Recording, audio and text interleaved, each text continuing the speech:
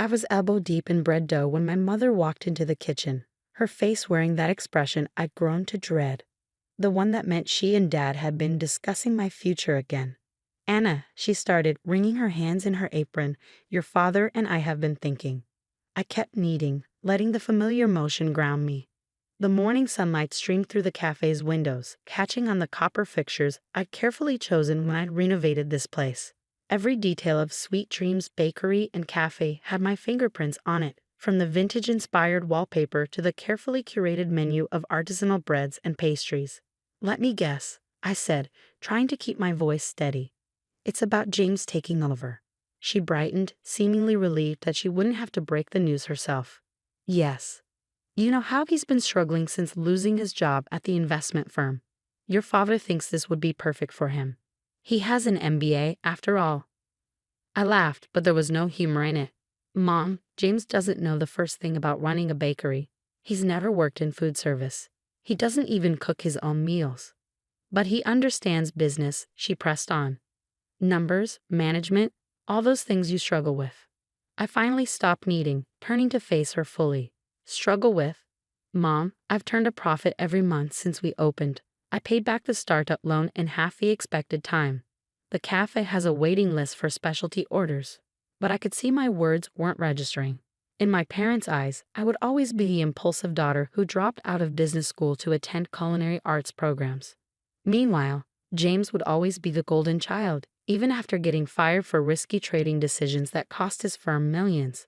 "Your father's already discussed it with James," she continued as if I hadn't spoken. "He's very excited about the opportunity. Think about it, Anna. You could focus on what you love, the baking, and let James handle the business side." I wiped my hands on my apron, leaving floury handprints. "This is my business, Mom. I built it from nothing. Dad may have co-signed the initial loan, but I'm the one who turned this old building into something special." She touched my arm, her expression patronizing. "Honey, we just want what's best for everyone. James needs this. He has a family to support. And I don't matter." I asked quietly, "My dreams don't count because I'm single. Because I'm a woman." "Don't be dramatic," she sighed. "Your father's already drawn up the papers. James will be taking over as managing director starting next month." The world tilted sideways for a moment. "Dad can't do that," I said, but even as the words left my mouth, I remembered the fine print on the loan documents. My father's co-signature had come with conditions.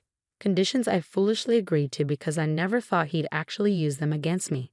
That evening, my father and James came to the cafe after closing. I sat across from them in one of the booths I'd personally reupholstered, listening as they outlined their plans for my dream. "We'll streamline operations," James said, scrolling through something on his tablet. "Cut the specialty items, focus on mass market appeal. No more of this artisanal nonsense." "That artisanal nonsense is what built our customer base," I pointed out. James rolled his eyes. "The customers will adjust. We need to think bigger, Anna. Chain potential, franchising opportunities. Not this small-time stuff you've been doing." My father nodded approvingly. "James has some excellent ideas for modernization. It's time this place grew up, became a real business." I looked around at my cafe, at the hand-painted signs, the wall of customer photos, the display case full of carefully crafted pastries. Everything that made it special, everything that made it mine, was about to be dismantled by my brother's corporate vision. "And if I refuse?" I asked, though I already knew the answer. Dad's expression hardened. "Then I'll call in the loan. You can't afford to buy me out, and you know it." He was right. I put every penny of profit back into the business, improving equipment, training staff, building something sustainable. I didn't have the cash reserves to buy out his stake. James leaned back, a familiar smirk playing on his lips. "Don't be difficult, Anna. This is for the best. You can keep baking your little treats. Leave the real business to someone who understands it." I stood up slowly, reached into my pocket, and pulled out my keys. The keychain was a small copper whisk, a gift from my first employee on our opening day. I set them on the table with a soft clink. "Go ahead," I said, my voice surprisingly calm. "Take it. Since you're the man of the family, you must know better than me." James snatched up the keys immediately. Dad started saying something about how I was being sensible, but I was already walking away. I pushed through the kitchen doors one last time, running my hand along the industrial mixer I'd saved 3 months to buy. Then I grabbed my bag from the office and left through the back door. They didn't know about the photos I'd been taking, documenting every detail of the cafe's operations. They didn't know about the copies I'd made of all our recipes, supplier contracts, and customer records. And they definitely didn't know about the new business plan I'd been quietly developing ever since James first started hinting about helping with the cafe. I'd learned one thing from growing up with James. When he wanted something, he usually got it, and then he usually destroyed it. So I prepared for this moment, gathering everything I'd need to start over when the inevitable happened. As I drove home that night, I didn't cry. Instead, I started counting the days until James would prove exactly why this had been a terrible idea. I didn't have to wait long. The changes started immediately. James wasted no time implementing his vision for Sweet Dreams. First, he fired Maria, my head pastry chef who had been with me since opening day. Too expensive, he said. Then he replaced our carefully sourced ingredients with cheaper alternatives and cut our signature items in favor of mass-produced pastries from a commercial supplier. I watched it all from a distance, getting updates from Lucy, one of the baristas who still texted me regularly. The artisan bread program I built, replaced with par-baked frozen loaves. The vintage decor, stripped away for generic modern fixtures. The loyal customers who'd supported us from the beginning, slowly stopping coming as the quality plummeted and prices rose. He's installed TV screens everywhere, Lucy texted one day, playing advertisements on loop. The place looks like a fast food chain now. I didn't respond, but I saved the message along with all the others. Each update was another piece of evidence that I filed away carefully, knowing they would be useful soon. 3 months after James took over, my mother called. The numbers are concerning, she said hesitantly. James says it's just growing pains, but your father is worried. Would you consider coming back, just to help smooth things over? No, I said simply and hung up. Instead, I focused on my plan. I'd taken a job at another bakery across town, working the early morning shift. The owner, Margaret, had been in the business for 30 years and became something of a mentor to me. She understood what I was going through. She'd lost her first bakery to her ex-husband years ago. Men like your brother, she said one morning as we shaped croissants side by side. They think running a food business is just about spreadsheets and profit margins. They don't understand that every recipe, every customer interaction, every little detail matters. She was right. James saw the cafe as just another business venture, something to be optimized and scaled. He didn't understand that our customers came for more than just coffee and pastries. They came for the experience, the personal touch, the quality that couldn't be mass-produced. 4 months in, the cafe's reputation was in shambles. The local food blog that had once named us Best Bakery in Boston published a scathing review of the changes. Regular customers took to social media to express their disappointment. James' response was to hire a PR firm and offer discount coupons, throwing good money after bad. 5 months in, suppliers started calling me. Your brother's behind on payments, they said. Is everything okay over there? I took notes of every call, every complaint, building my case piece by piece. Then, exactly 6 months after James took over, my father showed up at my apartment. He looked older than I remembered, worry lines etched deep in his face.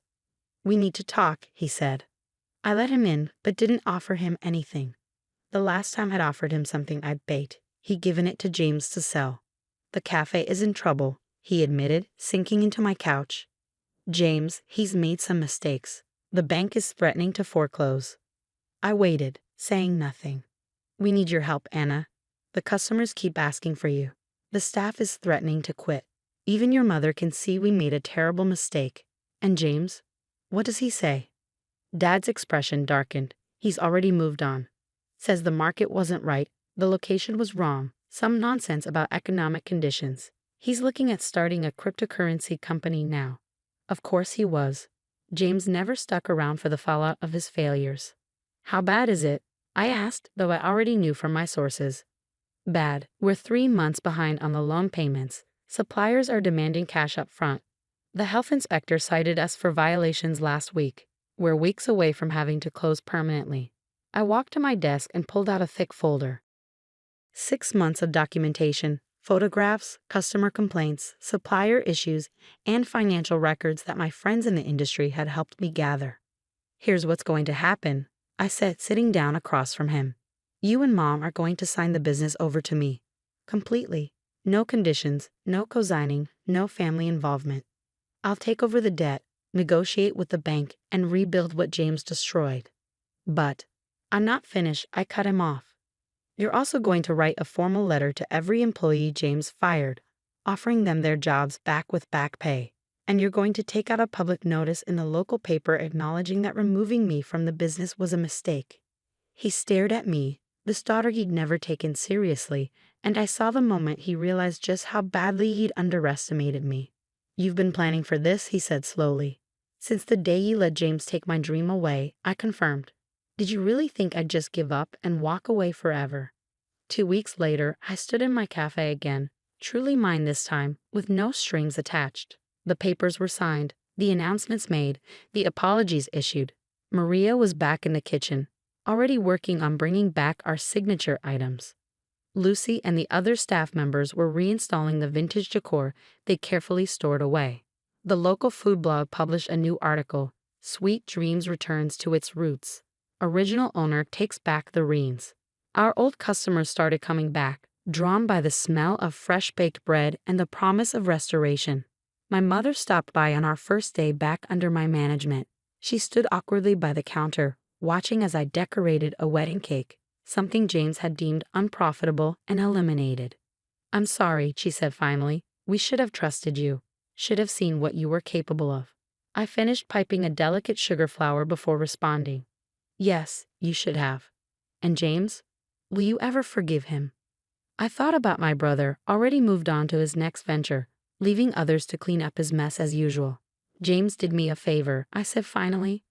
"He showed me exactly how strong I am, how much I'm capable of, and he showed you exactly why you should have believed in me in the first place." She nodded slowly and left. I went back to my cake, to my kitchen, to my dream that I'd fought so hard to reclaim. A year later, Sweet Dreams was thriving again. The loan was being paid off steadily, our reputation restored and enhanced. I'd even opened a small baking school in the space next door, teaching others the skills I'd worked so hard to master. James never came back to the cafe. Last I heard, his cryptocurrency venture had failed and he was looking into house flipping. But I kept his corporate makeover photos prominently displayed in my office, a reminder that sometimes you have to lose something to truly appreciate how hard you'll fight to get it back. Yesterday, a young woman came into the cafe for a job interview. She was fresh out of culinary school, passionate about baking, eager to learn. She reminded me of myself at that age. "My brother says I'm wasting my time," she told me nervously. "Says I should get a real job in business." I smiled, thinking of the journey that had brought me here. "Let me tell you a story," I said, "about a baker who lost everything to her brother's business sense, and how she got it all back, and then some."